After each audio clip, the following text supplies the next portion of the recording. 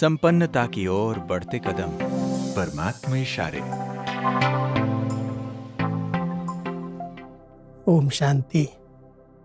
जितना हम अपने आत्मिक स्वरूप में स्थित रहते हैं, अंतर्मुखी होकर के रहते हैं, उतना कई प्रकार की आत्माओं की लीला को हम सहज समझ सकते हैं। क्योंकि आत्माओं से रूह रिहान करना, उनका आह्वान करना, उनकी हर बात को समझ करके उनकी इच्छाओं को पूर्ण करना, उसके लिए आवश्यकता है अपने आत्मिक स्वरूप में स्थित रहने की।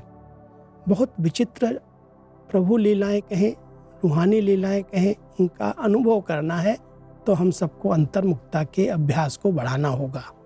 आज परमात्मा हम सभी बच्चों को ये विशेष इशारा दे रहे हैं, बच्चे, एकाग्रता का आधार अंतर्मुखता है।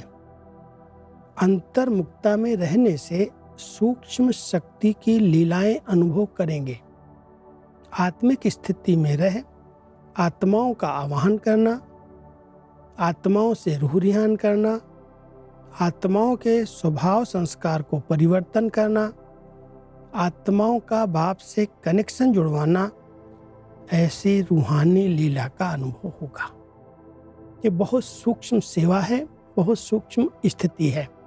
जितना हम अपने आत्मिक स्वरूप में अंतर्मुखी होकर के रहते हैं, मन बुद्धि को एकाग्र रखते हैं, उतना ही ये सूक्ष्म लीलाएं जो परमात्मा हम बच्चों को कह रहे हैं, बच्चे, एक है वाचा द्वारा किसी को ज्ञान देना और एक है श्रेष्ठ शुद्ध एकाग्र मनसा द्वारा आत्माओं को आकर्षित करके उनका कनेक्शन परमात्मा से जुड़ा देना, उनकी बातें सुनना, उनके स्वभाव संस्कार को समझ करके उन्हें ऐसी शुभ भावना की सकाश देना जिससे वो स्वयं परिवर्तन कर सके।